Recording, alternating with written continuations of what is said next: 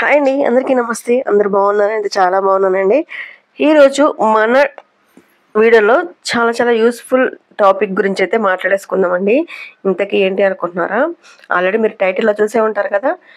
మనం ఎంత రెగ్యులర్‌గా ఎంత బాగా టైలరింగ్ చేసినా కూడా టైలరింగ్‌లో అయితే కొన్ని మిస్టేక్స్ అయితే చేస్తూ ఉంటాము. అంటే మనం స్టిచ్చింగ్ చేసే విధానంలో గానీ, కటింగ్ చేసే విధానంలో గానీ, మనం టైలరింగ్‌లో చేసే చిన్న తప్పులని ఈరోజు అసలు మనం ఎలా సరి చేసుకోవాలి అనేది అంటే ప్రతి బ్లౌజ్ కుట్టే ముందు ఇవి తప్పకుండా తెలుసుకుంటే మంచిదనమాట. అవేంటి అనేది ఈరోజు మీకు క్లియర్‌గా చెప్తాను.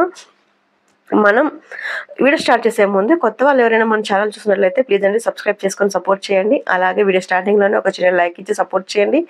ఈ వీడియో చూసిన తర్వాత మీకు ఎలా అనిపించిందనేది మీ ఒపీనియన్ అనేది, మీ సజెషన్ అనేది నాకు కామెంట్ రూపంలో తెలియజేసుకోండి. ఓకేనా ఫ్రెండ్స్? ఇప్పుడు ఇంకా వీడియోలోకైతే వెళ్ళిపోదాం. మనం బ్లౌజ్ కుట్టేటప్పుడు చాలా కేర్ తీసుకుంటూ కుడతాం. కానీ అయినా కూడా ఎక్కడో ఒక దగ్గర కొంచెం చిన్న పొరపాట్లయితే జరుగుతూ ఉంటాయి. అప్పుడు మనమే బాధపడిపోతూ ఉంటామనమాట. కస్టమర్లు ఏమంటారో ఏమైనా మాట్లాడతారా? లేకపోతే ఇలా కుట్టవేంటి, అలా కుట్టవేంటి అని చెప్పేసి అంటారా? అని చెప్పేసి కొంచెం మనమే ఫీల్ అవుతూ ఉంటాము. మరి అలాంటి తప్పులేంటి? వాటిని ఎలా గుర్తించాలి? తిరిగి ఎలా మనం వాటిని సరిచేయాలి? ఈరోజు మన వీడియోలో డీటెయిల్‌గా అయితే మాట్లాడేసుకుందాం. ఓకేనా ఫ్రెండ్స్?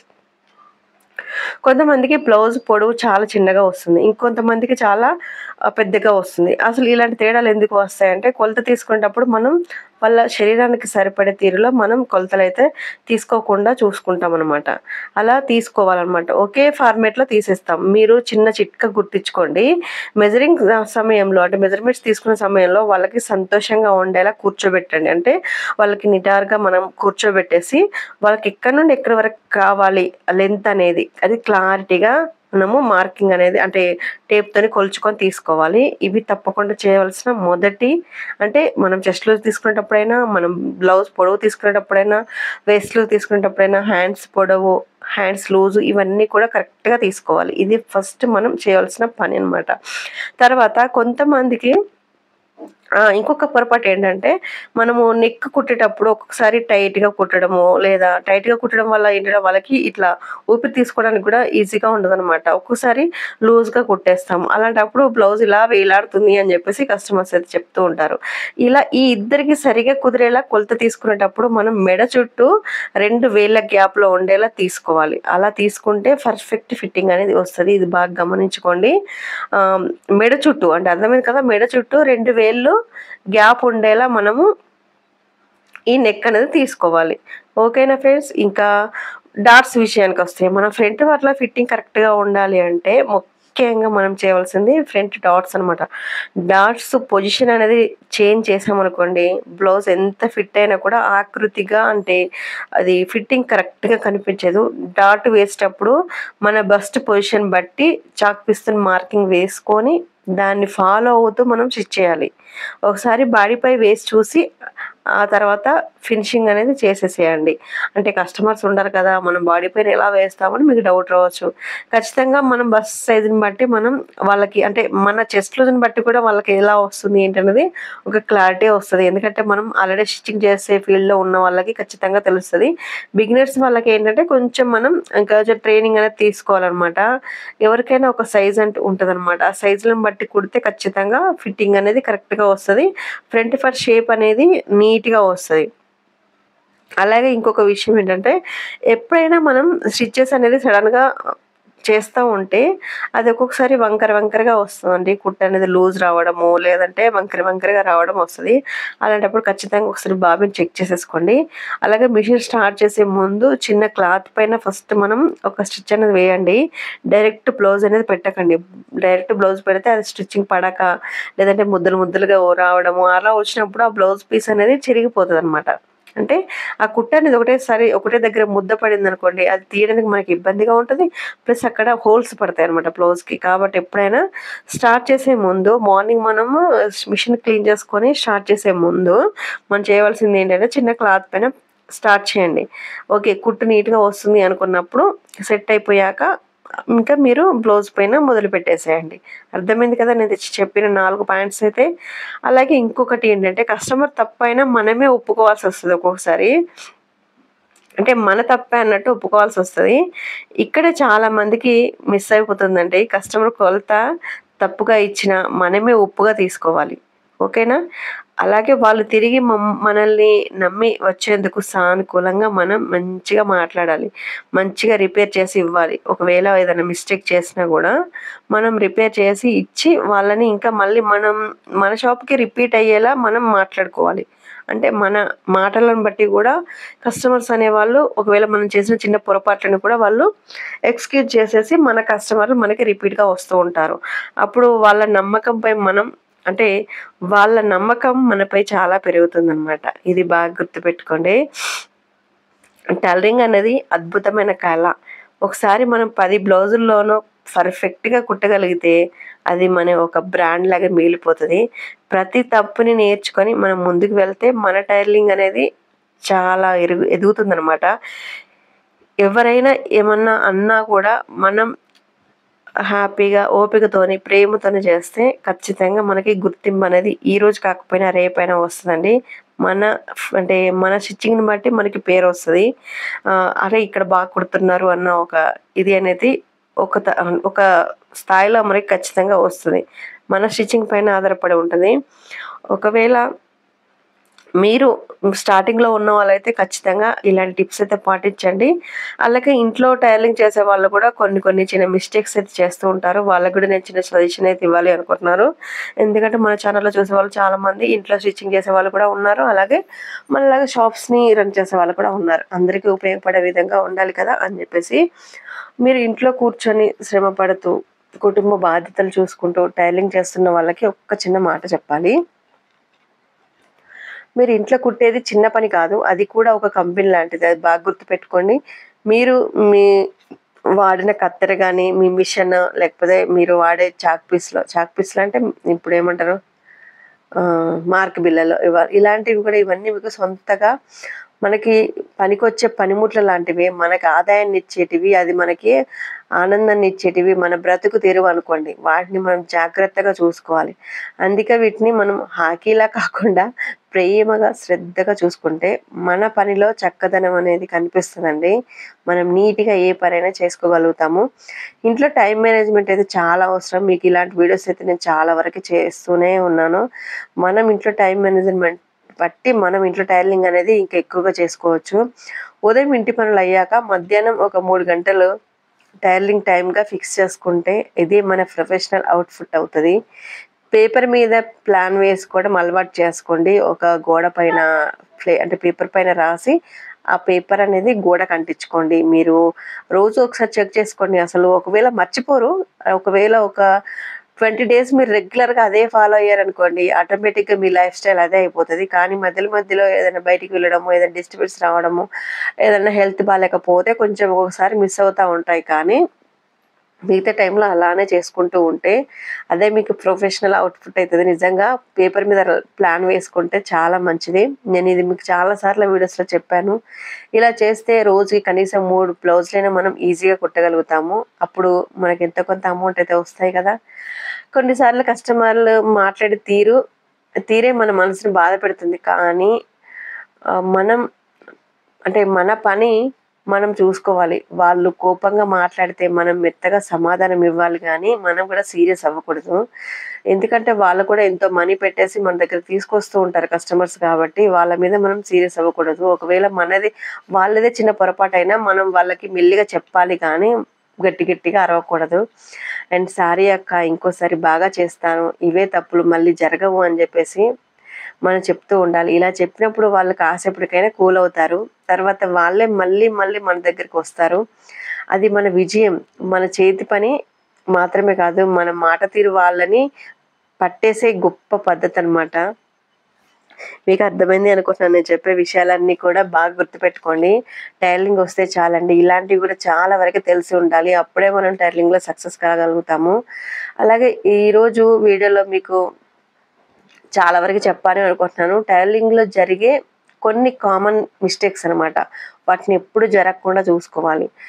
ఒకవేళ మనం అలా జరగకుండా చూసుకున్నా కూడా నేర్చుకున్నాం. మీరెప్పుడైనా ఇలాంటి తప్పులు ఎదుర్కొంటే ఒకసారి ఈ వీడియో మళ్ళీ చూసి గుర్తుపెట్టుకోండి. ఎందుకంటే ఈ వీడియో చూడడం వల్ల మీకేంటంటే మీకు ఇలాంటి మిస్టేక్స్ చేయకుండా మీకు ఈజీగా ఉంటదనమాట. ఓకేనా ఫ్రెండ్స్? అండ్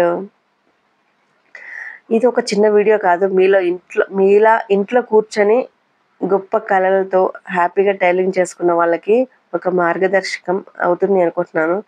అండ్ ఇంకా చూసారు కదా, ఈరోజు నాకు తెలిసిన కొన్ని విషయాలైతే మీతో షేర్ చేసుకున్నాను.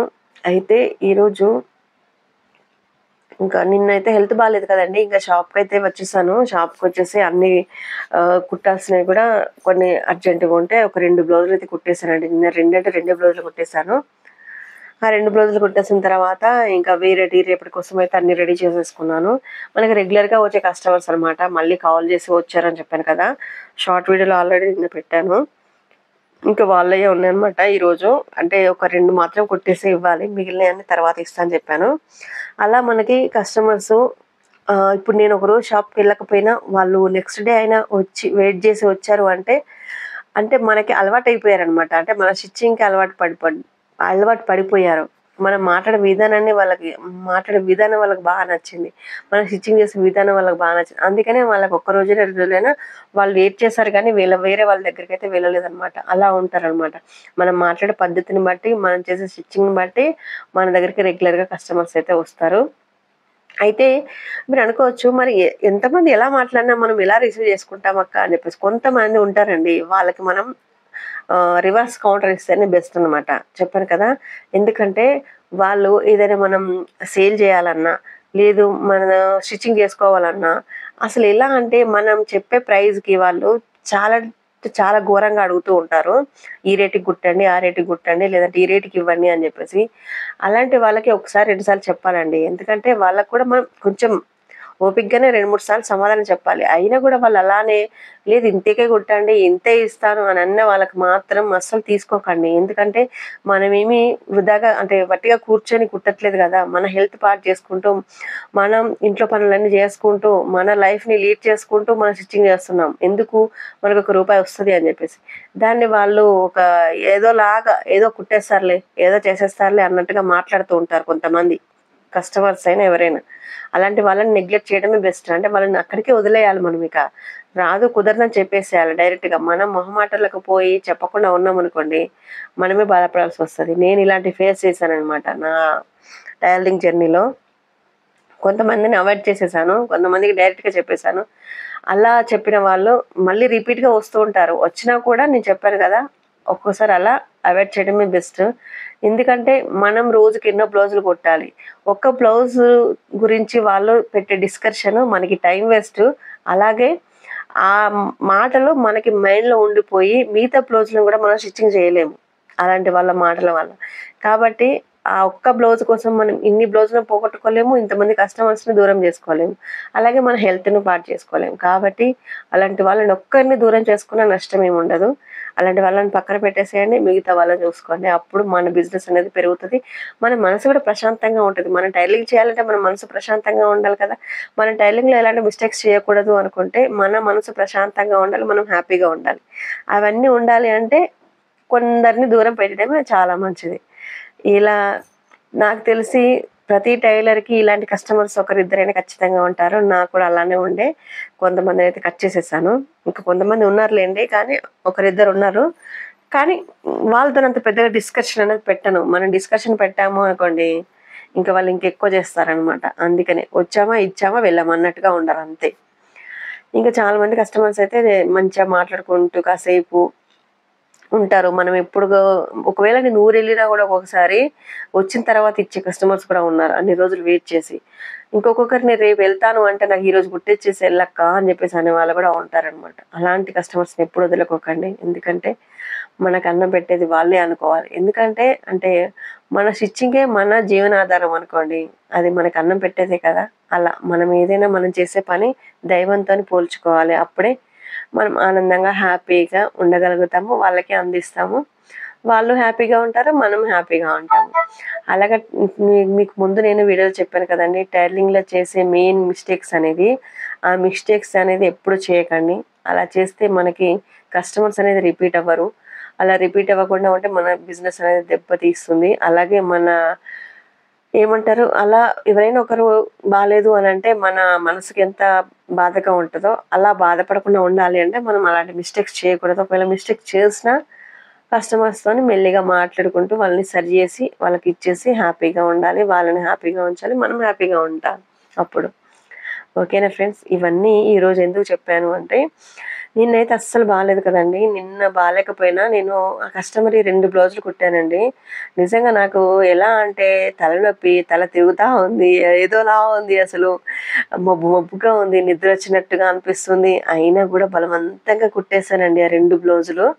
నా గుడ్ లక్ ఏంటంటే నిన్న ఆహ్, హెమ్మింగ్ చేసేవాళ్ళు ఊరికెళ్ళిపోయారని చెప్పాను గదా! ముగ్గురు గాదు, నలుగురు ఊరికెళ్ళిపోయారండి. ఒకరి తర్వాత ఒకరు, ఒకరి తర్వాత ఒకరు వెళ్ళిపోయారు. ఇంకా నిన్ననైతే ఒక అమ్మాయయితే వచ్చేసిందండి. నాకైతే మధ్యాహ్నం వచ్చేసింది. నేను బ్లౌజులు కుట్టడం కంప్లీట్ అయిపోయింది. అంతకుముందు ఒక బ్లౌజ్ ఉంటే నిన్న 2 బ్లౌజులు కుట్టాను. అమ్మా! ఈ బ్లౌజులు ఎప్పుడు నేను హెమ్మింగ్ జేయాలి. అసలే బాలేదు. హెడేక్‌గా ఉంది. ఏదో కుట్టేసాను వాళ్ళకి అర్జెంటు అనంటే, ఇప్పుడు హెమ్మింగ్ ఎలా చేయాలిరా దేవుడా! అనుకుంటూ ఆలోచించుకుంటూ ఉన్నానో లేదో తనొచ్చేసి, "అక్క వేరే వాళ్ళకి ఇస్తున్నావా ఏంటి? నేనొచ్చేసాను" అని జెప్పేసి వచ్చేసిందనమాట. నిజంగా నాకు చాలా హ్యాపీగా అనిపిచ్చేసింది. ఎందుకో తెలీదు గానీ, "అమ్మ వచ్చేసినావా? నీకే ఇస్తున్నాలే. ఎవరికీ ఇవ్వలేదులే" అని జెప్పేసి ఇంకా తనకైతే 3 బ్లౌజులు ఇచ్చేసానండి నిన్న. ఇంకా తను ఈరోజైతే తీసుకొచ్చేస్తది. చాలా హ్యాపీగా అనిపిచ్చేసింది. నిజంగా మన కింద కొంచెం మనకి హెల్ప్‌గా ఉండేవాళ్ళు లేకపోతే ఎంత సఫర్ అయితామో నాకు అర్థమైందనమాట ఈ 1 మంత్‌లో. ఇంకా రిలీఫ్ అనిపిచ్చింది. అమ్మ! ఏ టైంకి కుట్టినయి గూడా నాకిగ హెల్ప్ చేస్తా ఉంటారనమాట. అలా బ్లౌజులయితే ఇచ్చేసాను. మొత్తానికి ఈవినింగ్ వరకే కొంచెం నాకు హెల్త్ ఓకే సెట్ అయింది. మరీ అంత సెట్ అవ్వలేదులెండి. మనం పాడు జేసుకోవడం అంటే హెల్త్ ఫాస్ట్‌గా పాడు జేసుకుంటాం గానీ, హెల్త్ కవర్ అవ్వడానికి చాలా టైం పట్టిద్ది. కానీ నిన్నటి మీద కొంచెం పర్లేదు బానే ఉంది అనిపిచ్చింది. ఇంకా రోజు ఈ టిఫిన్ ఈ మధ్యలో బయట నుండి తెచ్చుకోవడం అవుతుంది. పిల్లలకి మళ్ళీ స్కూల్స్ స్టార్ట్ అయిపోయినాయి గదా! ఇంకా వాళ్ళకి టిఫిన్ కంపల్సరీ ఉండాలి అని జెప్పేసి, ఇంకా ఈరోజైతే ఇడ్లీ పిండికైతే కలిపేసాననమాట.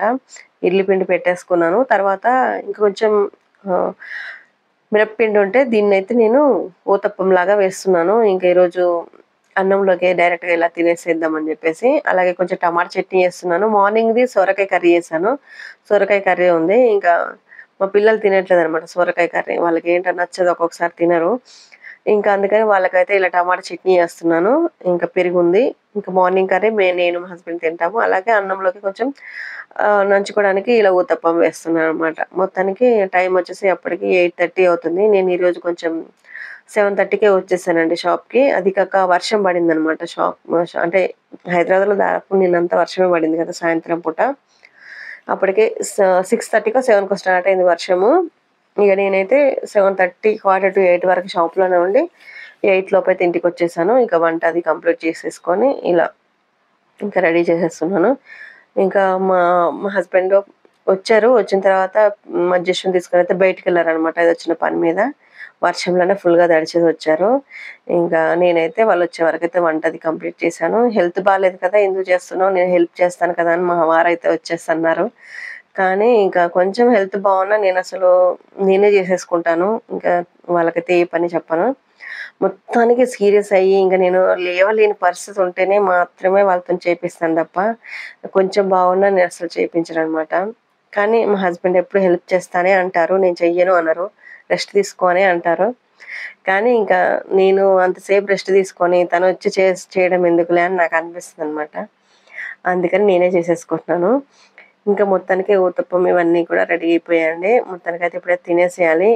ఇంకా టాబ్లెట్స్ వాడడం వల్లో ఏంటో తెలియదు కానీ ఈరోజైతే ఫుల్‌గా ఆకలేస్తుందండి నాకు. మా మా వారైతే మామిడికాయలు తీసుకొచ్చారు. ఇంకా అది తినేసాను కానీ అయినా కూడా నాకు ఆకలేస్తుంది. ఎప్పుడవుతుందా అని చెప్పేసి ఇక ఫాస్ట్‌గా తినేస్తున్నాను నేనైతే. మా వారన్నారు, "నువ్వు ఫస్ట్ తిను తర్వాత సంగతి" అని చెప్పేసి తిట్టేసారనమాట. ఇంక అప్పటికి పిల్లలు మేము ముగ్గురం తినేస్తున్నాం. మా హస్బెండ్ ఏమో ఇంకొకటి లాస్ట్ ఊతప్పం ఉంటే అది వేసేస్తున్నారనమాట. Okay friends. ఈరోజు వీడియో మీకు యూజ్‌ఫుల్‌గా ఉంటే ఖచ్చితంగా కామెంట్ రూపంలో తెలియజేయండి. ఏది యూజ్ అయింది అని చెప్పేసి. ఒకవేళ మీరు ఎక్కడి నుండి చూస్తున్నారనేది కూడా కామెంట్ చేయండి. మీరు ఏ ఊరు నుండి చేస్తున్నారనేది. ఓకేనా ఫ్రెండ్స్. వీడియో నచ్చితే లైక్ చేయండి. బాయ్ మరి.